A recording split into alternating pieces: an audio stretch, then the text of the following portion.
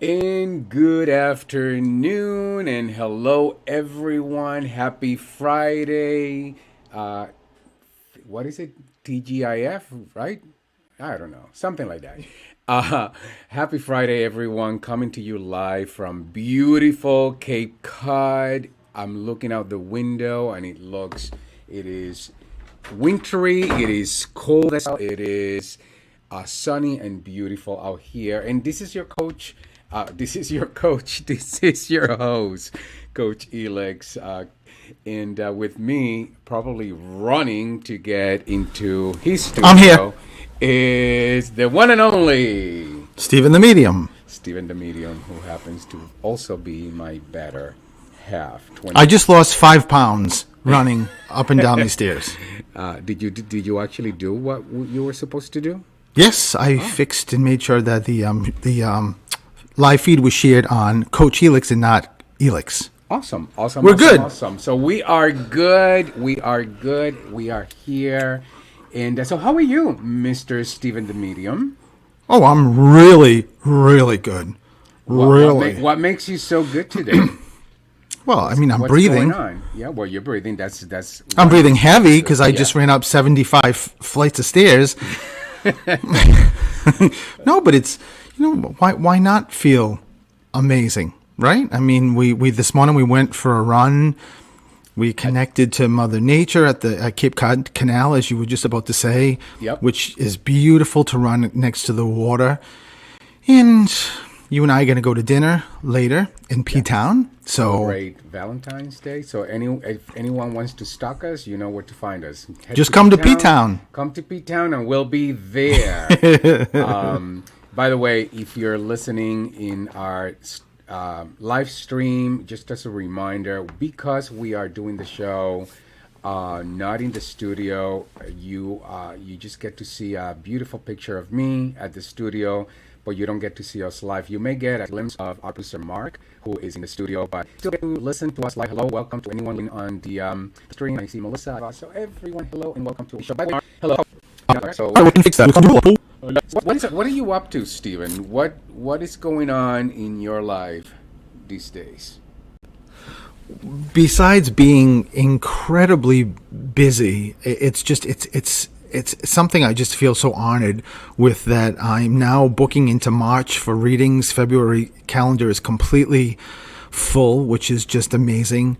And March appointments are already going. So, and I say that I'm honored, but it's just because I love doing what I do. It's something, it's not a job. It's just something that I just know I should be doing. So that is terrific. And I am working on, which I've been working on, getting a class going. And it just, things just happen and I keep having to delay the classes.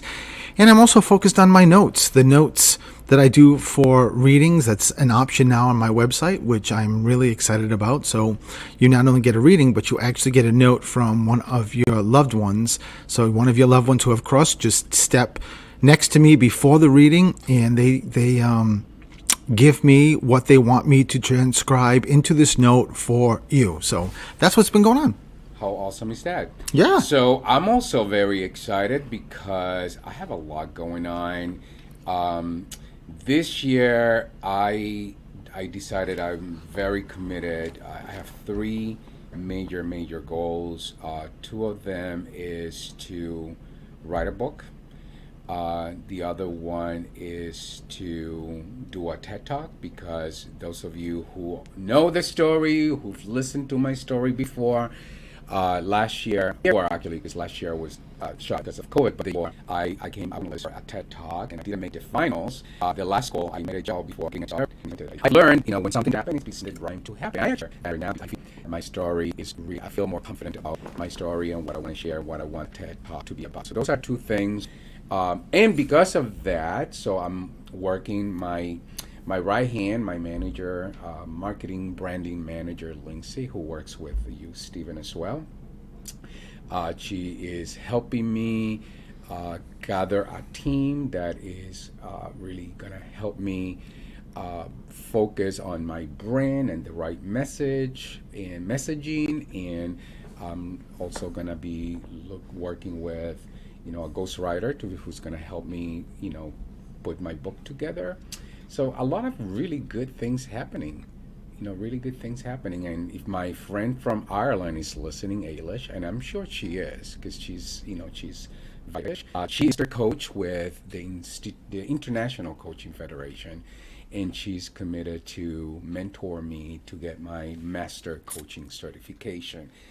But also, as if that's not enough, I'm actually taking a board exam next week because I completed my positive psychology and health and wellness class, and I am taking an exam to be board certified by the same medical board that certifies physicians. And that's important because I do a lot of work with in healthcare. So I, as you know, Stephen, I've been studying like a maniac every day. So that's what's going on, for me. What do you You've been think about that? working your tuchus off. I have. So, but I'm really excited because everything is really, really positive. And by the way, my website, we're working on a brand new website. We'll be unveiling that soon, I hope, Lindsay. So it's going to be really, really exciting. But that brings me into today. Today, I wanted to sort of extend the conversation we started last week with going from trauma to triumph, and that was a conversation that really, called to me, and it really made me think about my own story and think about how how some people know my story, but most of my audience, most of the people who work with me don't know a lot of my story. So I figured that I need to know again and share with you. This is not clearly not. This is part of my story. There's this. It's a long story, but I'm gonna share. I'm gonna start with you with perhaps one of the most impactful and life altering moments of my life, and something that really transformed who I am and who I was and who I am today. And it's just, it has really guided every single action from me since. So it's really an exciting story. And exciting now, it wasn't then because it was pretty traumatic at the moment, but I can I can speak about it powerfully now. So today's about turning negative experiences into positive change. And listen, Stephen, when I was talking to Stephen, he reminded me that, my story is not unusual because every single one of us, most of us have had those negative experiences. Many of us have suffered traumatic life experiences. They can happen to anyone, and they sometimes they overwhelm and they crush people, while others turn the negative experience into like a springboard of intense personal growth and opportunity. And so I want you to listen from that place, that perspective, how to, wherever it is you are, whatever it is you've endured, you know, if you are somebody that have, turned that experience into an opportunity, into something positive, I want you to call in, talk to me, share with us your experience. And if you're somebody who is in the midst of dealing with something and sort of stuck at the moment, perhaps you can listen and and maybe this is an opportunity to relate to my experience, and it may create an opening for you to take action and perhaps move forward powerfully. So that's what we're going to talk about, and turning negative experiences into a positive experiences. So if this calls to you, tune in, make sure you listen, and feel free to call 508-222-1320. But we're going to take a break, and when we come back, we'll dive in into Coach Elix's um, experience, very significant, life altering moment. Let's call it a life altering moment. And we will be right back.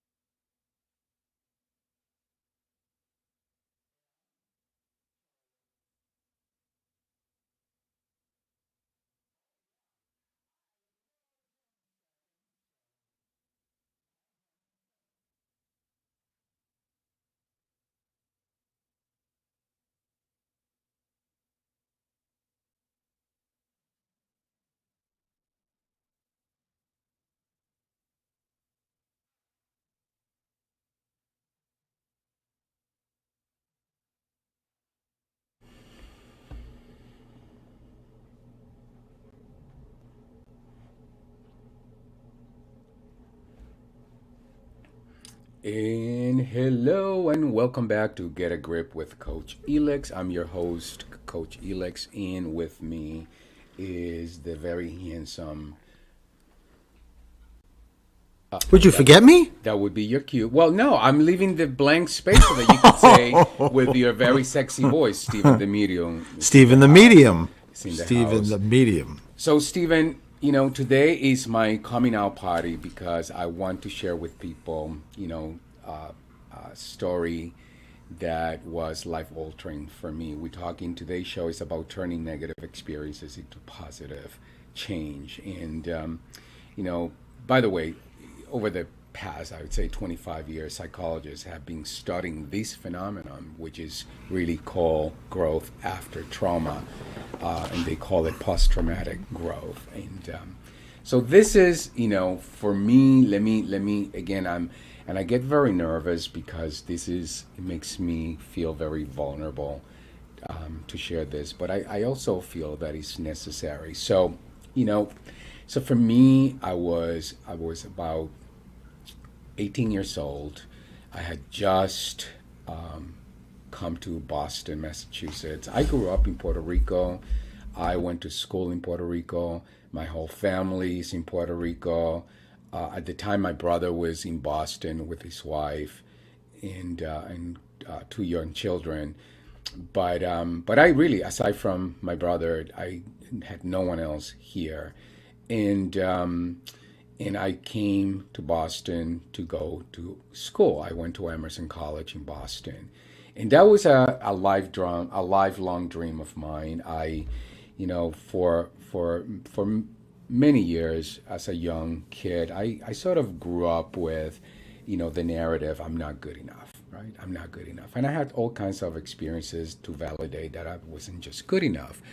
Now, what that did is it allowed me to, be really determined. From a very young age, I was actually an overachiever. I was somebody who was determined to prove to the world that I am indeed good enough. So, of course, that led me to graduating from high school with great grades, being accepted at Emerson College, and just really moving into Boston. By the way, I had nobody here. Emerson College is a pretty expensive college, and I had no idea how I was going to make that work, but I was going to make it work. So here I am in Boston. I found a roommate, a female roommate, surprise, surprise. And, the two of us were like attached to the hip. And few months after I'm already established in Boston, one of my cousins wanted to get out of Puerto Rico, but he needed a place to stay. And of course, I'm like, hey, I'm happy to support you because, I was, why not, right? I'm always being somebody who's willing to support, anyone in my life. So he came over, and he stayed for a few months, and a few months turned into a few more months, and then a few more months stayed in, you know, went into a few more months. And at some point, my female roommate, Agnes, at the time, was very irritated because, we had a thing going on, and she felt that her privacy was invaded. And, she felt like, she was like, we had a marriage, and she just having a stranger in the house was just not something that she wanted. So she was very upset one time with me, and she's like, you gotta tell your cousin he's gotta move out. And of course, I'm between family and now my roommate was like a girlfriend, and I didn't know what to do, and that persisted for a few weeks. And then one night, I'm home. I come back to my apartment. She's there, and she's irate, and she starts yelling at me. This is unacceptable. This is going on for way too long. And then she says, I'm in the kitchen. She says, she turns to me and she says, and I don't even know why you care so much. He's not even your cousin. And my world stopped. in that very moment, my world came to a halt. And I turned to her and say, "What? He's not your cousin. Don't you know? You're adopted."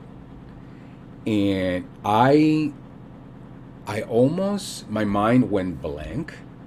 I didn't know what to do. I felt that my whole world had collapsed in that moment. I'm 18 years old and I'm hearing for the very first time in my life I'm adopted. So imagine how traumatic, how impactful, and how life altering that was in that moment. So I decided, the first thing I did, again, I couldn't even think straight. I left the apartment and I went to make a phone call. I went upstairs. My brother lived on the second floor of that same house, and they saw me stormed in, and I asked them, "Do you know anything about this?" And nobody said anything. Everyone was quiet. They were looking at me in horror, and I make one phone call, and that phone call wasn't to my parents, by the way. My what now I knew were my adopted parents, but it was to my aunt. And this is an aunt that I grew up with. This is an aunt that was a mother figure for me, and I just had to call her because I felt that if this was so, she would tell me the truth. So I called my aunt. By the way, she's very poor. She didn't have a phone, so I had to call the neighbor in Puerto Rico, and the neighbor who happened to be a very close friend of our family. She knew me very well. The neighbor heard my voice. Hell, she heard the panic in my voice, and she was like, "Hold on." So she got my aunt. My aunt came to the phone, and I just simply asked her. I said, "Is this true?" And she said, "Yes." And in that moment, my world collapsed. This is the woman that I trusted my entire life. And so if she said it's true, then it was true. Because I heard it, but I didn't quite believe it until then. And I asked her, I said, several years ago, I'm 18, I was about maybe 14 years old. I had an experience walking from high school to my home, and some lady stopped me halfway through. She pulled me in and said, "You're adopted and you don't know it. You got to talk to your parents." And of course, at 14 years old, somebody says that to you, you're like, "What? What the hell? Who are you?" And then she disappeared. So because my aunt was a mother figure and somebody I was very close to, I went to her at 14 years old and I said, "This is what happened." And at the time she says, "I don't know anything. I'm going to have to ask your parents and I'll get back to you." And I was like, "Okay." And then a few days later, she came back and she said, "No, I talked to your parents and that's not true." So I believed everything that she said because she was like my mom figure, somebody I trusted. So in that conversation, I just simply asked, "Why did you not tell me the truth?" Now, mind you, I am heartbroken. Like there, even as I'm speaking now, bear with me because this is very difficult. But I was heartbroken. Like this is the person I trusted the most. I felt like she betrayed my trust, and she cried. She was heartbroken too. And I asked her, "Why did you not tell me the truth?" And she says, "Because I couldn't tell you the truth. It wasn't for me to tell you the truth. I didn't get permission from your parents, so I couldn't." And at one level, of course, I got to understand that. In that moment, I couldn't understand anything. So, bottom line is, I later on called my parents, conversation with my parents, my family calmed me down. I was just simply hysterical at the time. I'm in school, uh, I'm in a new town. I am struggling with everything because again, this is, I'm embracing a new culture. I'm embracing a new language. I'm embracing a new place. I'm embracing everything. And then all of a sudden, I think my life is going one way. And then all of a sudden, my life is going a very different way. So eventually, I went back to Puerto Rico. I had a conversation with my parents, and they told me, I asked them to tell me the story. And they told me, you know, the story, their version of the story, because then later on I got other versions as I met other family members, birth family members, that is. And, and I learned about what happened.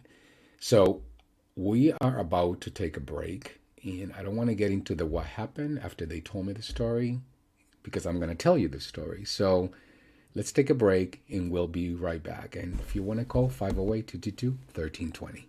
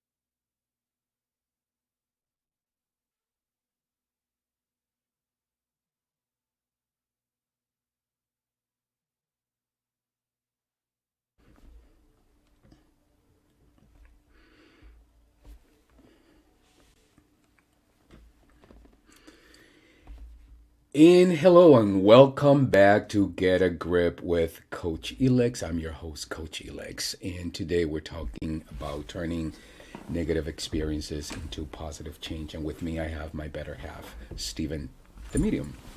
Present. And thank you. And today, literally, I have to get a grip to be able to continue and tell you my story. So now I know I've been told at the age of 18 I'm adopted.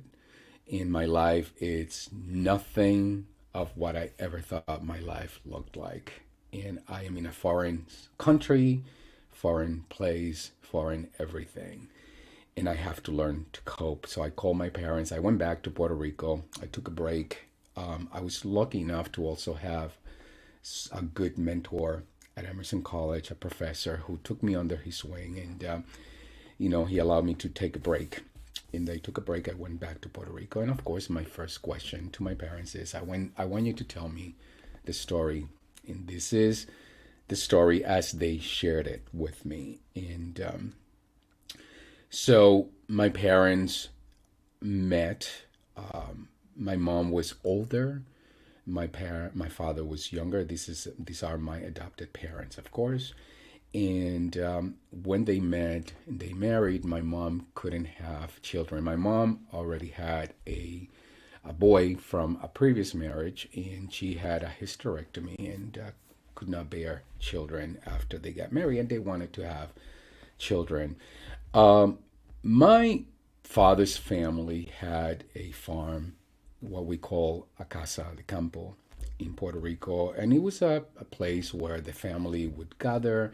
It was a place with hundreds of acres of land, and it was a farm.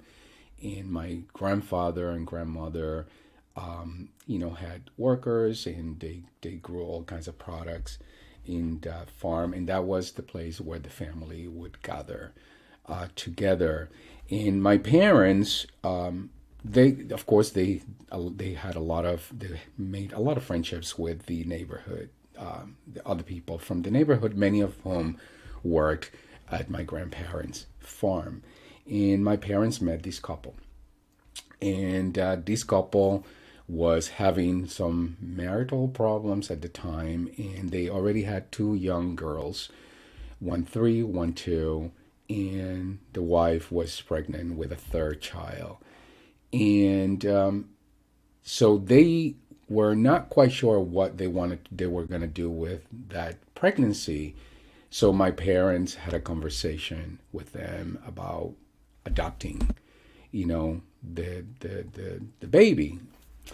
And at the time, of course, they also they talked about having an arrangement that if they adopt me, that they would get to see me grow up, because again, these are people who lived in the same area, in the same neighborhood, and worked in the farm. And so that was the agreement. So at 3 months old, I get adopted, formally adopted by my parents. And again, I'm sharing the story as it's being told to me. And shortly after I get adopted, my mom had a change of heart because she felt threatened that now this young baby that they adopted could be taken away because, their parents were there. So they made a decision to sort of like go, turn back on that agreement. Um, and in my grandparents, my grandmother, she was a matriarch of a family, and she sort of like send a message across the whole family that this was not to be discussed with anyone, and nobody would talk to me about being adopted, and that was what my mom wanted. And so again, I grew up, and I grew up with a family where everyone knew I was adopted except me, and that was a mandate. Nobody was to talk to Elex about him being adopted. Sadly, my birth parents continue to live literally right across the street from the farm, and so my two sisters, again 3 and 2 at the time, watch me grow. They watched me as a little baby. My parents watched me as a little baby. The neighbors watched me as a little baby. Everyone just watched me knowing I was an adopted kid, but they were not allowed to talk to me. In fact, my sisters were not allowed to have any conversation with me. And not allowed to interact with me, especially because they didn't want anyone to be telling me that I was adopted, especially as they got older and they learned that I was their brother. And that made me really, really sad. And years later, and I'll get into that later on, years later, I got to meet my sisters. And what made me really sad was they knew I was adopted and they suffered because they watched me from a distance. I didn't know I was adopted. So I had no idea. Life for me was just life, not knowing what was happening, not knowing that, you know, that my life was nothing what I thought my life was like. And years later, that made me really, really sad. It still makes me really sad, especially when I when I talk to my sisters. When as I began to get clarity around the story, and again, this was so traumatic for me that I could only handle a little bit at a time. I couldn't, people ask me, "Oh, did you want to reach out to your family and connect with them?" I was like, I couldn't. I couldn't even handle, what was happening in the moment. So I just needed bits of information at a time. But what happened was it's sort of like that learning the facts around my story started triggering memories in my mind. Things that happened when I was such a young boy, and I dismissed them, but they were significant enough for me to sort of remember and pay attention and question, but then sort of like, no, that's crazy. I'm crazy. Yeah, come on. For example, as silly as they sound, I always remember my aunts, I call them my titis, always refer to me as the special one. He's special. And I never understood what that meant. And for a long time, I actually thought there was something wrong. I'm special. There must be something wrong. By the way, that narrative about not being good enough, that narrative got created by some of those conversations, some of those stories. Hearing, oh yeah, he's special. He's the special one. Or he's the chosen one. Now imagine as a young boy growing up, by the way, they had the best interest in mind. These are titis that were so loving and so incredible, to this day. So they were not even thinking anything about he's just the special. We chose him. And I had no idea what that meant. I also remember I got these memories, these flashbacks of people staring. As a young boy, again, this was the house in the campo, the farmhouse was a place where the whole family gathered.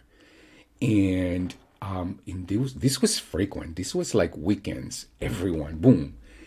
And I remember stares, people staring at me. And I felt like, oh my God, but why? But again, as a young boy, it's like you only get to dismissive because, I don't know, like they're just staring. But it was something that as when I learned this story, it just came back immediately. Oh my God, I remember the stares. I remember people just looking at me. Then I also remember the people, the whispers. And, and me walking into a room and people changing conversations or whispering to each other.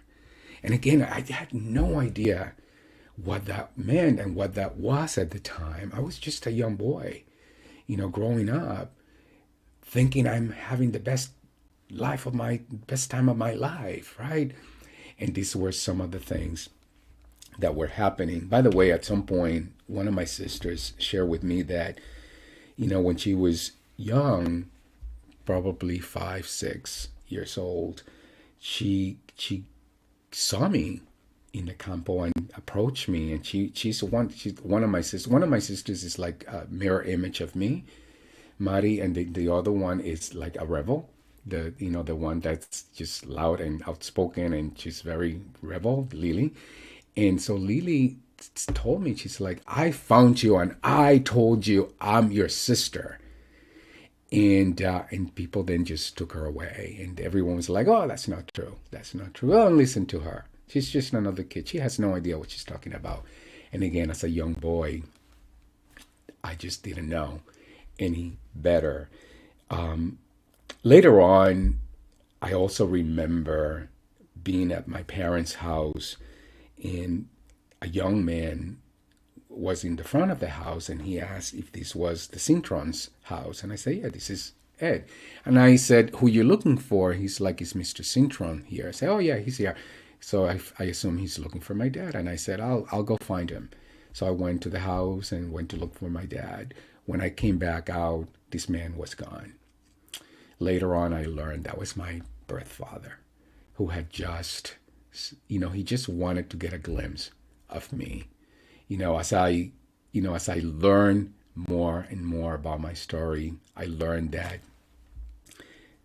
they just wanted to to to see me. They just wanted to learn about me. But these were people who were so humble, who came from such a humble background, that they, even though this was hurting them, the fact that their kid was within touchable distance of them, they were never going to break that promise that they made, that they would never violate that, because that's the promise that they made to my parents, and they were going to honor that, even though they were hurting, and they hurt a lot, a lot.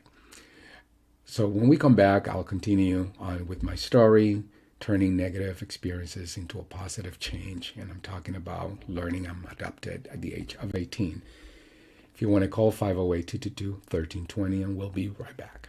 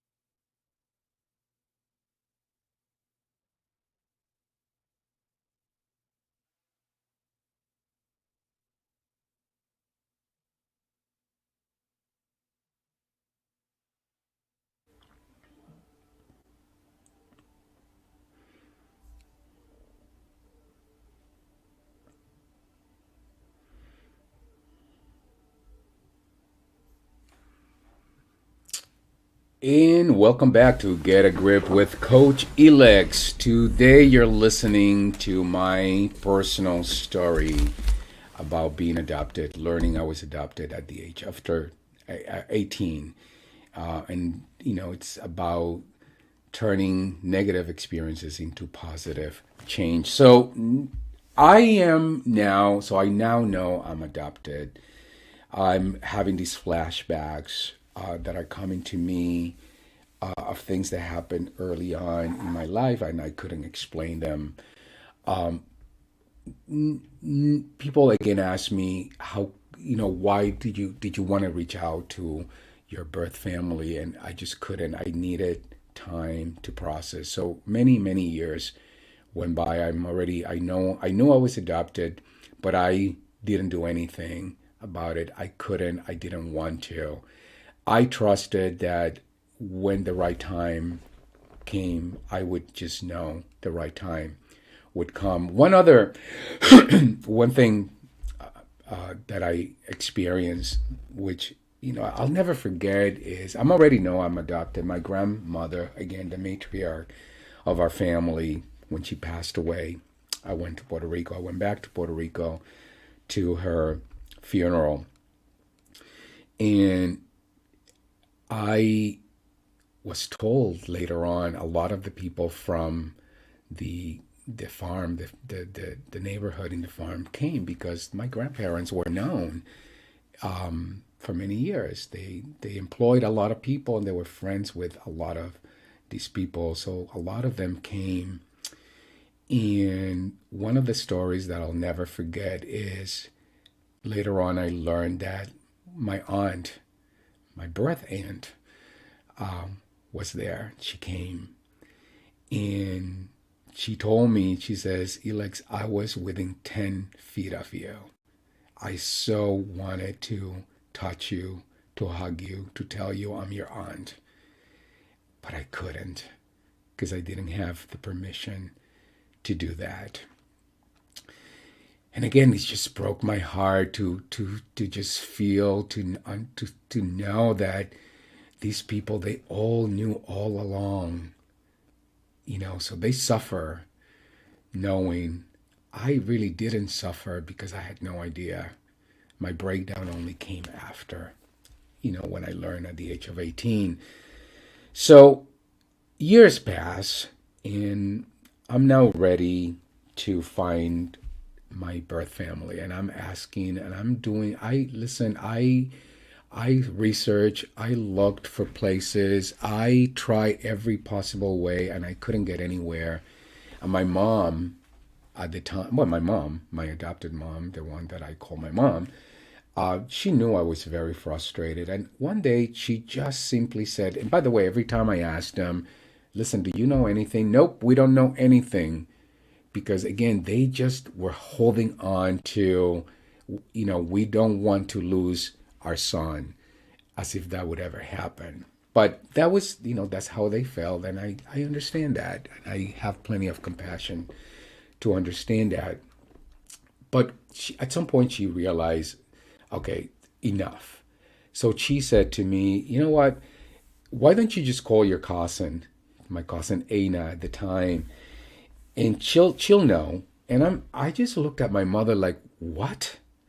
This is a cousin I happen to be really close with, and she knows about my family, my birth family, and she hasn't told me anything all along. So I was blown away. Before I called my cousin, I actually called my aunt, her mom, Titiani, and I checked with her. I'm like, Titiani, did you know anything about this? And Titiani was like, honestly, Alex, if she knows anything, she's never said a word to me because I have no idea. So I said, fine, I'm going to call Aina. And I called Aina. And her words, it's again, it just, it's just incredible to even understand what's happening because she simply said to me, I've been waiting for your call for 10 years. She knew. She met my aunt. They were at a hospital together. And my aunt wanted to meet me. They wanted to be introduced to me. But Aina said, I can't. I can do it. It has to come from him, and the universe will know the right time. So just hold on, be patient, it will happen. And sure enough, years later, at the right time, it happened. And I finally connected to my birth family. And that in and of itself is yet part two of the story. And I'll get into part two, you know, on next time, not next week because I have a guest next week, but I'll get into part two when I'm together with you after our guests. But I got to meet my two sisters who've been waiting, looking, trying to find me desperately for years. And I got to meet my family. My dad sadly had passed away, so I never got an opportunity to meet him. His wish was to meet me at some point, and he didn't get that. I did get to meet my mom eventually. She lives in Connecticut, and that was life altering as well. But getting to know my sisters has been perhaps one of the greatest joys in my life. Something that it's beyond the imaginable.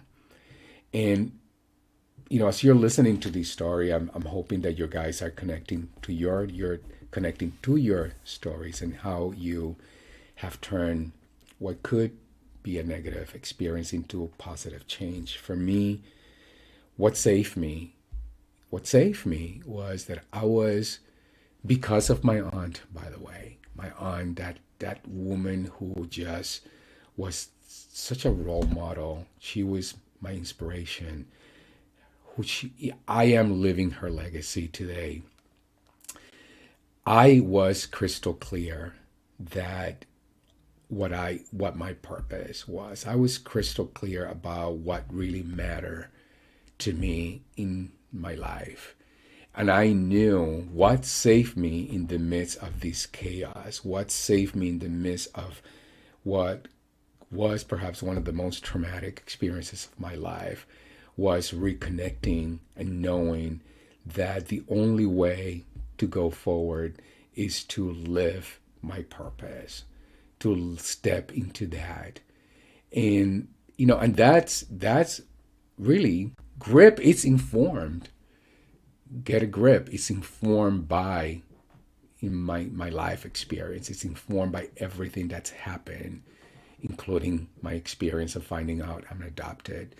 Because that's when I got crystal clear that no matter what happened, who I am is somebody committed to be great.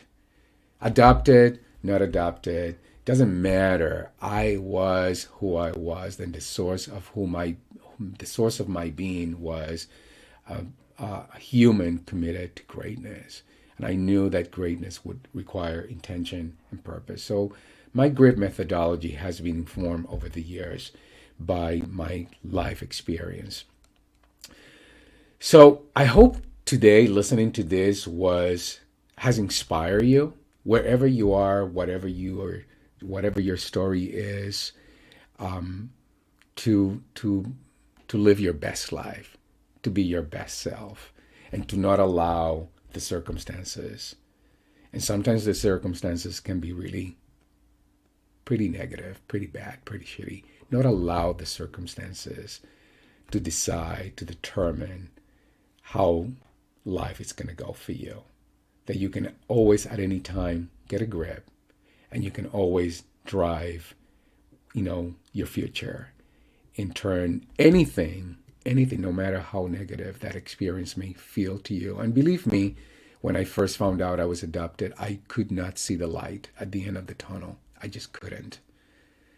But eventually, I was able to see the light, and I was able to turn that into perhaps one of the greatest experiences of my life. And that is why I'm so committed to being somebody who inspires people to live their best life. So I hope I've done a little bit of that today. So Stephen, you've been very quiet today. Tell me what your thoughts are before we close the show.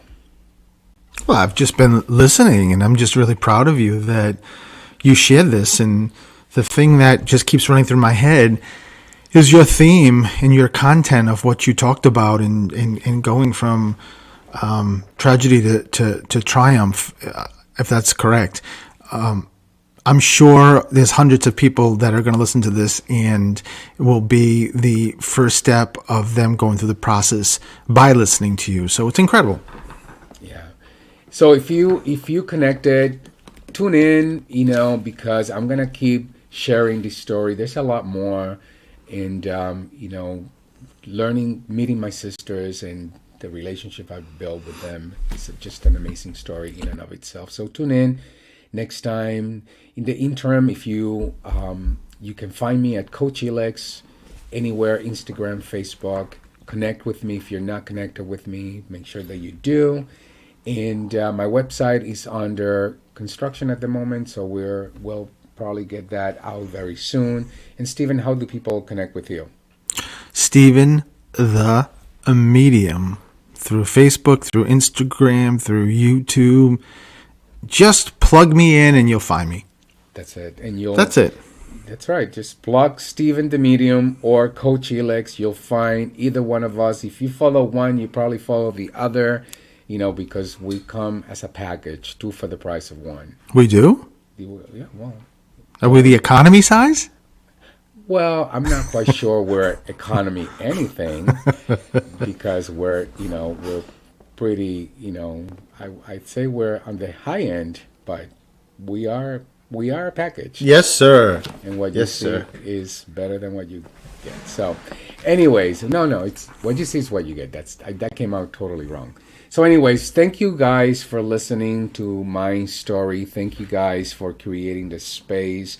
This was really hard. It was really challenging for me, and I believe next week we're gonna resume our part 2 with our conversation with David McGone. And we're going to talk about from trauma to triumph. So have a great weekend and great week, and we'll see you again. And thank you, Mark. Thank you, Mark, as always, and get a grip. Bye-bye. Bye.